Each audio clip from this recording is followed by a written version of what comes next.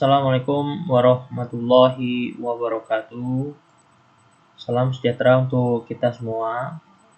Yang saya hormati Ibu Dr. Anda Igusti Ayu Arwati MT PhD dan juga rekan-rekan sekalian dari program studi Magister Teknik Mesin Universitas Mercu Buana Reguler 1. Izinkan saya untuk menyampaikan materi saya analisis kerusakan sliding block pada platform screen door MRT Jakarta. Dalam hal ini penulis menyampaikan materi ini untuk pelajaran analisis kegagalan dan juga korosi. Baik, langsung saja kita masuk ke dalam materi.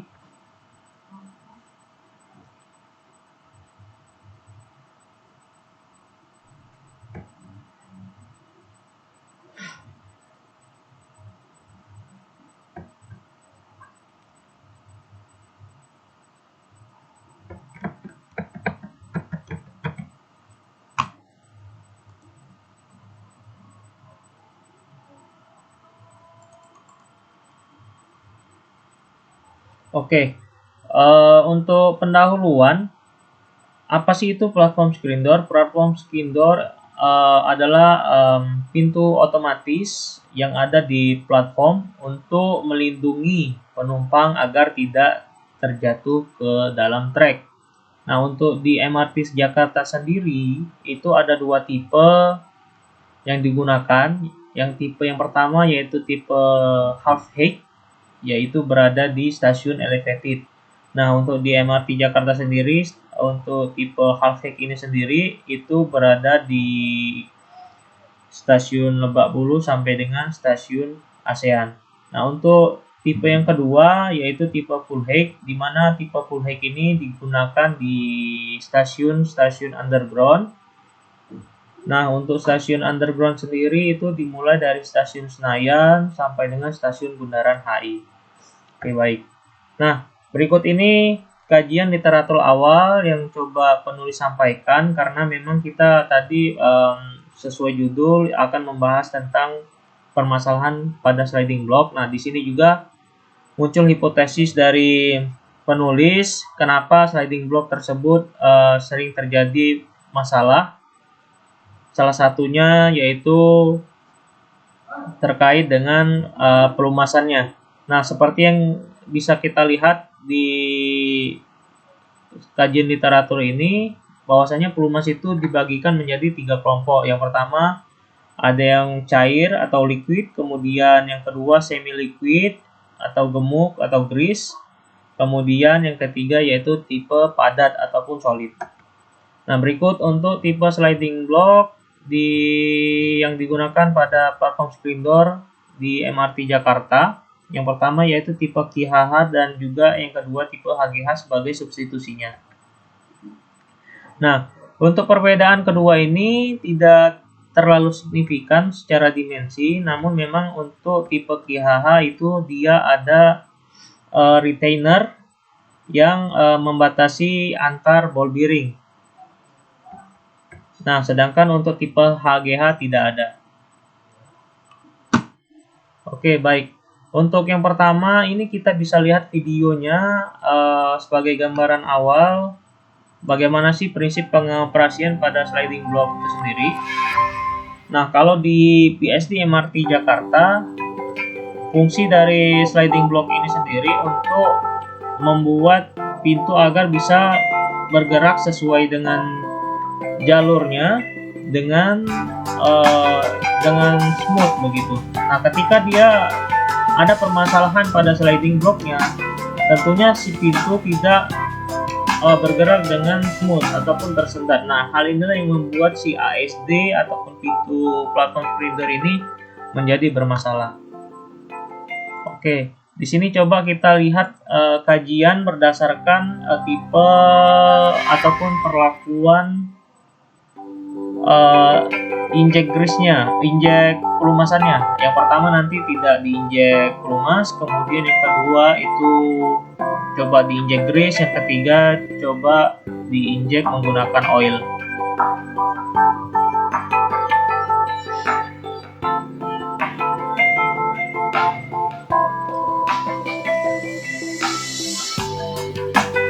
Oke, baik, ini yang tidak dilumasi. Kita bisa lihat nanti resistansinya berapa.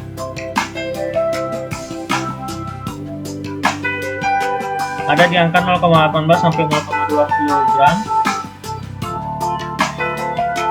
Kemudian yang ini diinjek menggunakan grease.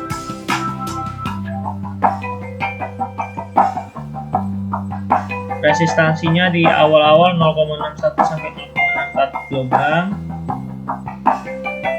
Kemudian setelah berjalan 15 meter, resistansinya cenderung turun di angka 0,26 sampai 0,29 kg.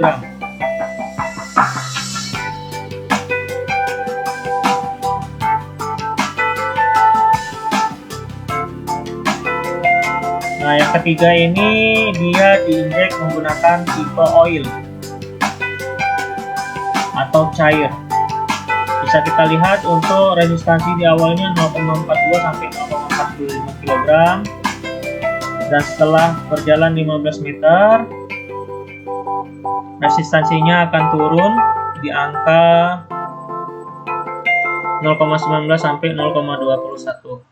Jika kita bandingkan antara ketiga ini, memang untuk resistansi menggunakan oil itu lebih ringan daripada ataupun lebih sedikit daripada yang diinjek menggunakan grease tadi.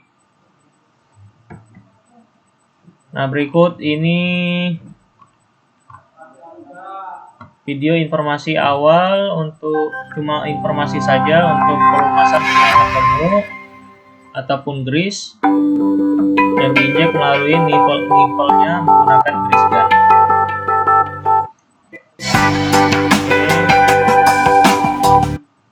Kemudian ya ini merupakan unit self oil lubrication ataupun jenis oil tadi. Nah, untuk jenis oil ini kita menggunakan cartridge, yaitu cartridge-nya itu di assembly di sliding block-nya itu sendiri. Nanti untuk si oilnya itu sudah ada di dalam cartridge-nya. Nah, dan oilnya akan keluar di antara celah-celah di si cartridge-nya itu sendiri, dan akan melumasin si ball bearingnya.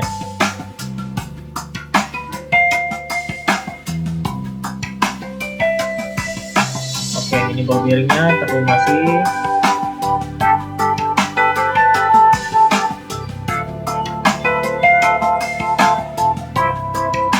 Oke, baik, kita lanjut.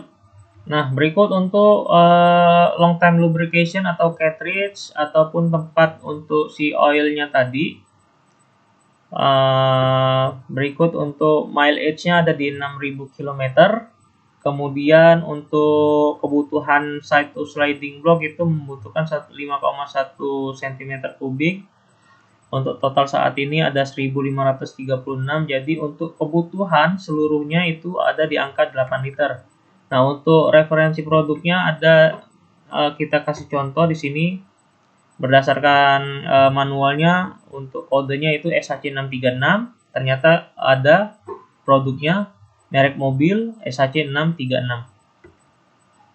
Oke, ini untuk grease yang gemuk tadi itu untuk yang terdahulu, karena memang dari vendor yang menginstal dari awal membuat manual operation, dia menyarankan menggunakan grease. Namun dengan berjalannya waktu terdapat banyak failure ataupun permasalahan yang nantinya akan kita jelaskan di belakang.